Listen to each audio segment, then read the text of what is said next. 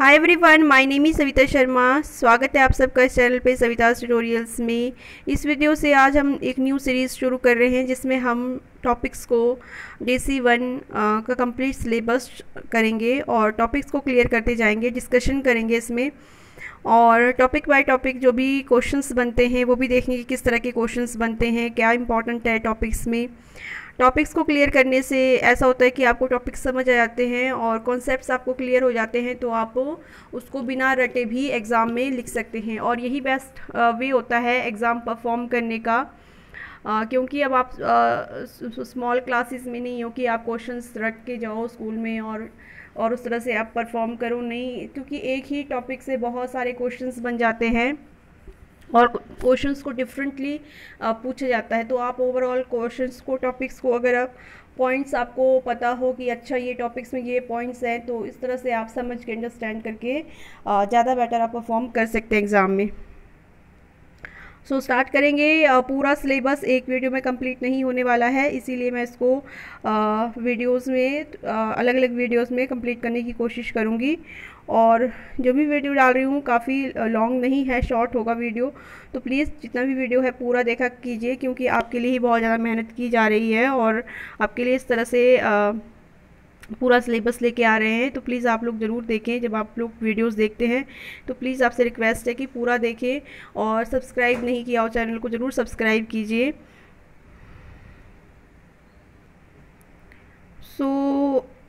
ये देखिए, सबसे पहले आपका DC1 का इकाई 1 है, आपका खंड 1 से।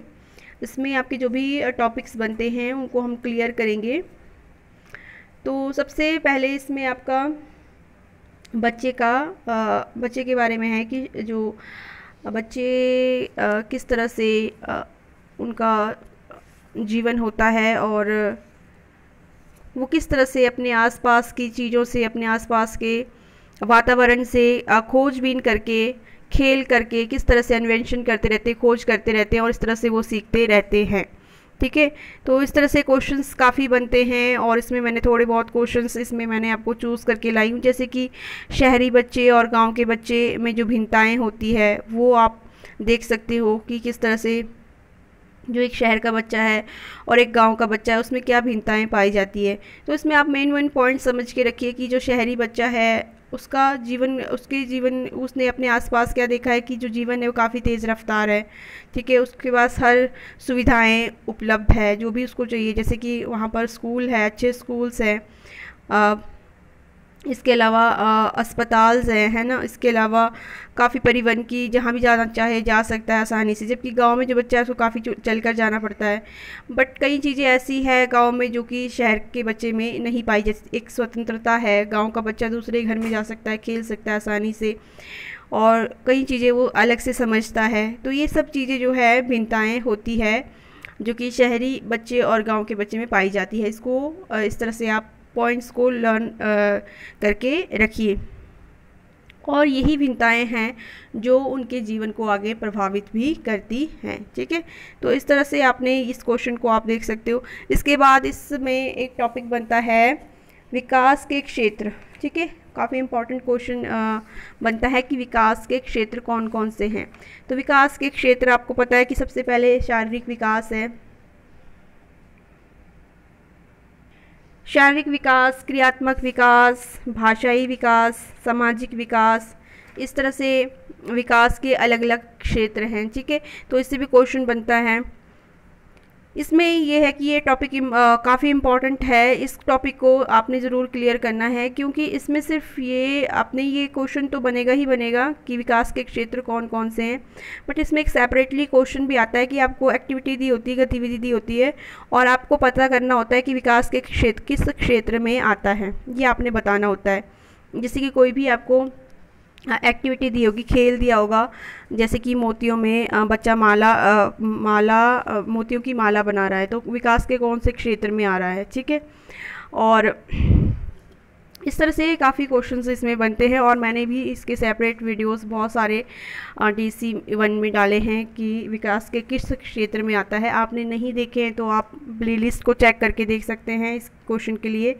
तो इस टॉपिक को जब आप क्लियर करेंगे तभी आपको इस क्वेश्चन का भी पता चलेगा कि विकास के किस क्षेत्र में कौन सी गतिविधि आती है। ठीक है, तो ये जो टॉपिक है काफ़ी इम्पॉर्टेंट है। इसमें संज्ञात्मक विकास है। संज्ञात्मक विकास जैसे कि आपने समझना है, संज्ञात्मक विकास में क्या होता है कि जो बच्चा प्रश्न पूछता है, कोई भी प्रश्न जैसे क्या क्या समझने की कोशिश करता है या फिर पूछता है किसी से, या फिर अपने आप के दिमाग में उसके चलता रहता है क्या है, क्यों है, ये जो पत्ता है ये पानी में डूब नहीं रहा है, या फिर पत्थर डाला है तो पानी में डूब गया है तो क्यों हुआ ऐसा। तो ये सारे जो क्वेश्चंस है उसके ये संज्ञात्मक विकास को बढ़ावा देते हैं। इसके अलावा उसको कई चीज़ें, कई संकल्पनाएँ विकसित होती है, जैसे भारी हल्का पता चलता है उसको, कम है ज़्यादा है, एक गिलास में पानी ज़्यादा है भरा हुआ है, एक में कम है। तो इस तरह की जो एक्टिविटीज़ है ये संज्ञात्मक विकास के क्षेत्र में आती है। इसके अलावा शारीरिक विकास में जो भी एक्टिविटीज़ बच्चे करते हैं, खेलते हैं, बाहर कूद रहे हैं, झूला झूल रहे हैं, ठीक है, ये सारे शारीरिक विकास में आ रहे। भाषाई विकास में जो भी वो बातचीत कर रहा है, कविता कर रहा है, पठन कर रहा है, कहानी पठन कर रहा है, ठीक है, इस तरह की जो भी एक्टिविटीज़ है ये आपकी भाषाई विकास में आएगा। सामाजिक विकास में बच्चा कहानी सुना रहा है, ये भी सामाजिक विकास में आएगा। ठीक है, मतलब तो ये आपको डिफ्रेंशिएट करना आना चाहिए कि कौन सी एक्टिविटी किस विकास के किस क्षेत्र के अंतर्गत आती है, और ये तभी संभव होगा जब आप पूरा का पूरा कॉन्सेप्ट जो है इसका क्लियर करेंगे आप। ठीक है, जैसे कि बालिका उम्र के साथ लंबी होती जाती है, बालिका रंगों को पहचान सकती है, तो कौन से विकास के कौन से क्षेत्र में आता है। बालिका व्यक्तियों से मिलने पर उनका अभिवादन करती है, बालिका जब व्यक्तियों से मिल रही है तो उनका अभिवादन कर रही है, तो सामाजिक विकास दर्शा रहा है ना। बालिका वस्तुओं के नाम सीख रही है, तो ये संज्ञात्मक विकास के अंतर्गत आ रहा है। इस तरह से ये कॉन्सेप्ट्स आपने क्लियर करने हैं और ये काफ़ी इम्पॉर्टेंट टॉपिक है, इससे एग्ज़ाम में डेफिनेटली क्वेश्चन आता है। एक आपने एक चीज़ और करनी होती है कि प्रीवियस ईयर का क्वेश्चन पेपर ज़रूर देखना होता है। जो भी प्रीवियस ईयर का क्वेश्चन पेपर, जैसे कि मैंने ही अपने चैनल पे प्रीवियस ईयर के क्वेश्चन पेपर अपलोड किए हैं, DC1 के, DC2 के, DC3 के। आप प्लेलिस्ट ज़रूर चेक कीजिए, उसमें आपको प्रीवियस ईयर क्वेश्चन पेपर करके मिल जाएगा। आप उस क्वेश्चन पेपर को देखें, जो भी क्वेश्चंस आए किस तरह से पैटर्न में आए, हर टॉपिक से क्वेश्चंस लिए गए होते हैं, और जो क्वेश्चन अभी प्रीवियस ईयर में आया है उसी टॉपिक से डिफरेंट क्वेश्चन को आपने पढ़ना होता है। सेम उसी क्वेश्चन को नहीं पढ़ना होता है, डिफरेंट क्वेश्चन को उसी टॉपिक से कोई डिफरेंट क्वेश्चन पढ़ना होता है। तो इस तरह से प्रीवियस ईयर का जो क्वेश्चन पेपर है वो भी काफ़ी इंपॉर्टेंट होता है आपके लिए, उसको आपने ज़रूर पढ़ना है। तो यहाँ तक देखिए आपका हो चुका है इस तरह के क्वेश्चंस, और ये सारे क्वेश्चंस मैं आपकी टेक्स्ट बुक से ही जो है टॉपिक वाइज निकाले हैं, ये टॉपिक वाइज हैं, तभी ये बिल्कुल सीरीज़ में चले हैं। अदरवाइज़ तो इंपॉर्टेंट क्वेश्चंस अगर हम देखेंगे तो इंपॉर्टेंट क्वेश्चंस के तो मैं वीडियोज़ डालती रहती हूँ, उसमें आप इंपॉर्टेंट क्वेश्चन ही डाले होते हैं जो कि एक्सपेक्टेड होते हैं, आने के चांसेस होते हैं। इसमें मैंने सभी क्वेश्चन को ले रही हूँ जो भी टॉपिक वाइज आ रहे हैं। इसमें इसके बाद आपका निर्णायक अवधियाँ आ रही है, ये भी काफ़ी इंपॉर्टेंट क्वेश्चन होता है, निर्णायक अवधियाँ। इस कॉन्सेप्ट को भी आपने क्लियर करना है। निर्णायक अवधियाँ, तो निर्णायक अवधियाँ क्या होती है? निर्णायक अवधियाँ वो संवेदनशील अवधियाँ होती है जीवन की, जिसमें बच्चे पर परिस्थितियाँ का बहुत ज़्यादा प्रभाव पड़ता है। ठीक है, तो निर्णायक अवधियाँ क्या है? वो अवधि है जीवन की, वो संवेदनशील अवधि है, निर्णायक अवधि है, जिसमें आपके परिवेश का बच्चे पर बहुत ज़्यादा प्रभाव पड़ता है, अधिकतम प्रभाव डालती है। फॉर एग्ज़ाम्पल हम लेते हैं, जैसे कि कोई बच्चा है, अभी उसकी जो उम्र है वो बात करने के मतलब 1 साल का, 12 महीने का, 13 महीने का हो चुका है, तो इस समय जो अपने भौतिक रूप से, जैविक रूप से वो तैयार हो चुका है बातचीत करने के लिए, बोलने के लिए, भाषा बोलने के लिए। ठीक है, तो अभी जैविक रूप से वो तैयार है, लेकिन अगर कोई भी उसको, उसके परिवेश में कुछ भी ऐसा नहीं है जो कि उसको भाषा सीखने में मदद कर सके, तो ये जो निर्णायक अवधि थी उसके जीवन की, जिसमें वो भाषा को डेवलप कर सकता था, तो वो ख़राब हो जाएगी और उसमें उसका गलत प्रभाव, नकारात्मक प्रभाव पड़ सकता है। तो हमको क्या करना होता है, जो इस समय जो, जैसे कि मान लो भाषा का उस समय जो अवधि है, उसकी निर्णायक अवधि है, उस समय उसके साथ बहुत ज़्यादा बातचीत करनी होती है। उसके आसपास इस तरह का होता है कि कोई कहानी, कोई गीत सुना रहे हैं, कोई बोलियाँ या फिर लोरियाँ, जैसे माताएं हमेशा लोरियाँ सुनाती है, इससे बहुत ज़्यादा प्रभाव पड़ता है। बच्चा उस चीज़ को ऑब्ज़र्व करता है, नोटिस करता है और ख़ुद भी फिर उस तरह से लिपसिंग करके होंठों को अपने हिलाकर बात करने की कोशिश करता है। इस तरह से उसकी भाषा जो है डेवलप होती है, विकास होता है, भाषाई विकास होता है। अगर इस निर्णायक अवधि में उसे वो परिवेशी परिस्थितियाँ प्राप्त ना हो तो इसका बच्चे पर बहुत ज़्यादा नकारात्मक प्रभाव पड़ेगा और बच्चा फिर वो जैविक रूप से तो तैयार था बोलने के लिए, पर उसको परिस्थितियाँ नहीं मिली तो वो फिर बोल नहीं पाएगा, फिर वो भाषा सीख नहीं पाएगा। ये एक एग्जाम्पल है सिर्फ भाषा को लेकर। इस तरह से हर चीज़ की निर्णायक अवधियाँ बच्चों की होती है। तो उस निर्णायक अवधियों में अगर उसकी परिस्थितियाँ, उसकी सकारात्मक परिस्थितियाँ प्राप्त हो, उसको अच्छी परिस्थितियाँ मिले, उसको परिवेशिक, तो वो चीज़ उसकी डेवलप होती है। अदरवाइज़ फिर वो उसमें नकारात्मक जो है प्रभाव पड़ता है। इस तरह से इसको निर्णायक अवधियाँ हम कह सकते हैं। आई होप आपको निर्णायक अवधियाँ क्लियर हो। निर्णायक अवधियाँ प्रसव पूर्व भी होती है और प्रसव उपरांत भी होती है। ठीक है, तो इस तरह से आपने इस टॉपिक को भी क्लियर करना, काफ़ी इंपॉर्टेंट टॉपिक है निर्णायक अवधियाँ।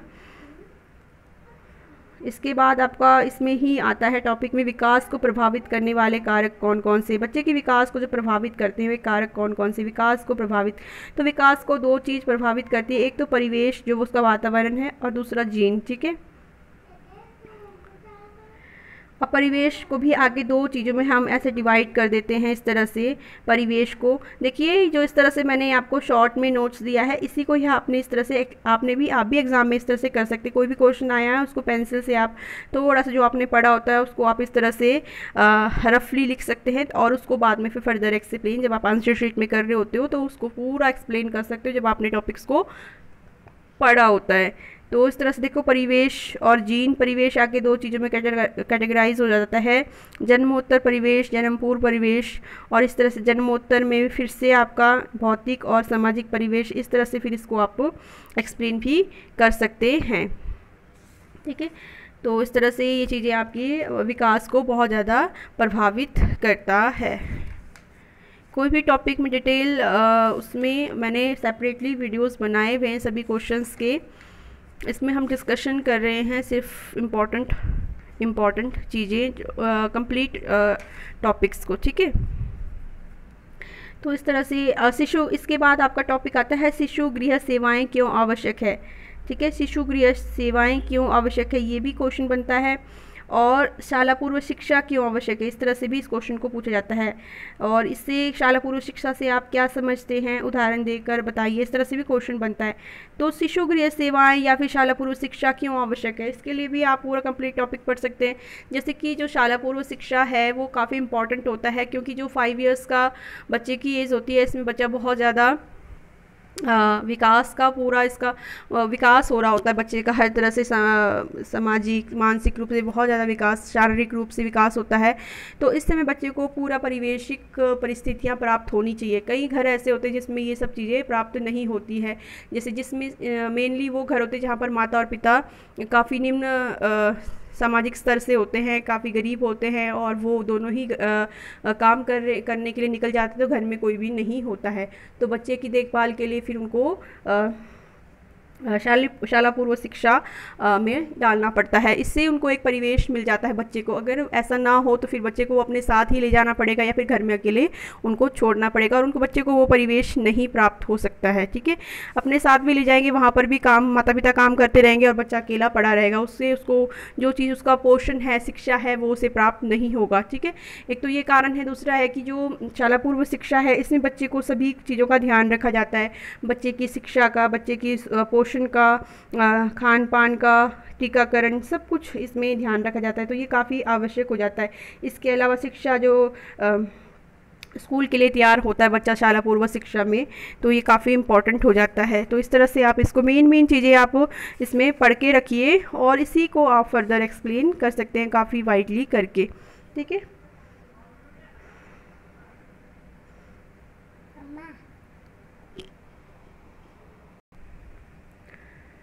सो इसके बाद क्वेश्चन बनता है आपका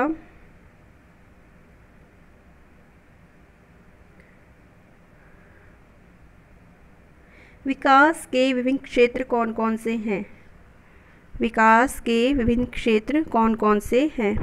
ठीक है, सॉरी, खेल बच्चे खेल के दौरान सीखते हैं, क्या आप इससे सहमत है। ठीक है, बच्चे खेल के दौरान सीखते हैं, क्या आप इससे सहमत है। यस, तो इसमें आपने बताना है कि पूरा टॉपिक कि हाँ यस, बच्चे खेल से सीखते हैं। बच्चों का जो है खेल बच्चों के लिए बहुत ज़्यादा इम्पॉर्टेंट होता है। बच्चों के पूरा संपूर्ण कह सकते हैं कि ग्रोथ जो है वो खेल के द्वारा ही संभव होता है। बच्चे खेल के द्वारा नई नई खोज करते हैं, नए नए इन्वेंशन करते रहते हैं और उससे वो सीखते भी रहते हैं। ठीक है, तो खेल बच्चों के सामाजिक विकास में मदद करता है, उनकी भाषाई विकास में मदद करता है और संज्ञात्मक विकास को बढ़ावा देता है ना। सामाजिक होना सिखाता है खेल बच्चों को, भावनात्मक रूप से उनको काफ़ी स्ट्रॉन्ग करता है, भावनात्मक रूप से जो विकास में उनके सहायक होता है। इस तरह से भाषाई विकास में खेलों के द्वारा बच्चे एक दूसरे से बात करते हैं, कंटिन्यूली बात करते हैं और कई बारी कविताएं, गाने, इस तरह से उनका भाषाई विकास होता है। और इस तरह से जो है खेल एक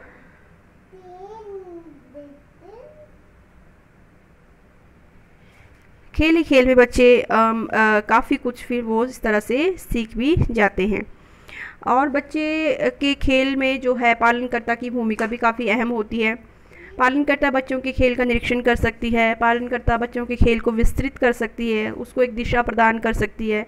बच्चे सिर्फ खेल रहे होते हैं, उसको पता नहीं होता कि उसके बाद उस खेल को और किस तरह से विस्तृत किया जा सकता है, उसमें हम उसकी मदद कर सकते हैं। इसके अलावा एक खेल को एक सही दिशा प्रदान करने का काम भी जो है पालनकर्ता कर सकती है। इस तरह से खेल काफ़ी इम्पॉर्टेंट होता है और आप इसको जो है पॉइंट्स लिख के इसको फर्दर पूरा एक्सप्लेन कर सकते हैं। देखिए, एक पूरे टॉपिक का एक इन वन ग्लांस देखना बहुत ज़्यादा ज़रूरी होता है। ठीक है, try to see the whole syllabus in one glance. एक ही दृष्टि में आप पूरा सिलेबस देखिए और उसको उसके छोटे छोटे पॉइंट्स आप पेंसिल से ज़रूर बनाएं और टॉपिक्स को क्लियर करें। इससे आपको काफ़ी मदद होगी एग्ज़ाम में, क्योंकि आप फिर कंफ्यूज नहीं होंगे। जैसे कि एग्ज़ाम में क्वेश्चन आता है तो बच्चे क्या करते हैं, स्टूडेंट्स कंफ्यूज हो जाते हैं कि अब ये है कि ये है, इस क्वेश्चन को पढ़ा था हमने, ये तो पढ़ा ही नहीं था, ये वाला क्वेश्चन आ गया। इस तरह से कंफ्यूज आप कभी भी नहीं होंगे जब आपने ओवरऑल पूरे टॉपिक्स को, जैसे कि इसमें मैंने पूरा एक ही ग्लांस में आपको पूरा दिखा दिया इकाई एक के पूरे क्वेश्चंस इस तरह से, और इसको आप पेंसिल से साइड में इसके पॉइंट्स अगर लिखते जाएंगे तो कितना इजी अप हो जाएगा और पूरा आपको ये समझ आ जाएगा। और इसी तरह से जो डिस्कशन हमने की है इसी को आप ऐसे ही लिख सकते हैं। एग्ज़ाम में ऐसा कुछ नहीं होता है कि वहाँ पर कोई बड़ी सी आपने अलग सी बहुत ही ज़्यादा अलग से वर्ड्स लिखने होते हैं, ऐसा नहीं होता है। आप सिंपल जो हम बात कर रहे होते हैं, डिस्कशन कर रहे होते हैं, इसी को वैसे ही आपने एग्ज़ाम में लिखना भी होता है। और एग्जामिनर को वही चीज़ ज़्यादा अच्छी भी लगती है कि स्टूडेंट ने अपने वाक्य में अपने शब्दों में लिखा हुआ है, दूसरे बच्चे से आपका वो डिफरेंट होता है। ठीक है, अगर आप बिल्कुल लेम्बडी से कॉपी करके चीटिंग करके वो लिखते हैं, वो बिल्कुल सेम टू सेम हो जाता है, उसमें बहुत कम मार्क्स मिलते हैं। तो अच्छे मार्क्स लेने के तरीके होते हैं। और इसमें थोड़ा सा ये ध्यान रखना होता है कि लेंथी होना चाहिए आपका आंसर, जैसे कि अकॉर्डिंग टू क्वेश्चन कितने नंबर का कितने मार्क्स का क्वेश्चन है उसके अकॉर्डिंग आपका आंसर लेंथी होना चाहिए। अगर 10 मार्क्स का क्वेश्चन तो आप उसमें हेडिंग्स भी दीजिए, हेडिंग्स बहुत ज़रूरी है। हेडिंग्स को आप फर्दर फिर एक्सप्लेनेशन दे सकते हैं। तो ये क्वेश्चन से, और इसमें एक क्वेश्चन ये वाला है कि विकास के विभिन्न क्षेत्र कौन कौन से हैं। ठीक है, विकास के विभिन्न क्षेत्र कौन कौन से हैं, इसमें आप विकास के अलग अलग क्षेत्र बताइए। शारीरिक विकास, क्रियात्मक विकास, है ना, अलग अलग क्षेत्र है, विकास की गति, इस तरह से आप पूरा का पूरा इसमें आप बता सकते हैं। शारीरिक और क्रियात्मक विकास, सिर से पैर की दिशा की ओर विकास जो हो रहा है, मध्य से बाहर की ओर जो बच्चे का विकास हो रहा है, इनमें आप पिक्स जो है ड्रॉ करके जो है पिक्चर्स को ड्रॉ करके भी बता सकते हैं। इससे आपके मार्क्स और भी ज़्यादा अच्छे मिलते हैं। जैसे कि आपको कोई भी पिक्चर्स करना है उसकी आप पहले ही प्रैक्टिस करके रखिए और उसको फिर ड्रॉ कीजिए, फटाफट से ड्रॉ कर सकते हैं आप उस समय। इससे आपके मार्क्स पे काफ़ी इफ़ेक्ट पड़ता है। वैसे जो एग्ज़ाम होते हैं काफ़ी लेंथी होता है, तो पहले से प्रैक्टिस अगर होगी तभी आप कर सकते हैं, अदरवाइज़ नहीं होगा ये। ठीक है, तो इस तरह से आप क्वेश्चंस को अटैम्प्ट कीजिए। आई होप इसमें मैंने सभी क्वेश्चंस को अटेम्प्ट किया है इकाई 1 से, और जो भी रेस्ट ऑफ द क्वेश्चंस रह गए हैं उसको नेक्स्ट वीडियो में हम डिस्कशन ज़रूर करेंगे। So stay tuned with the Savita's tutorials. Thank you.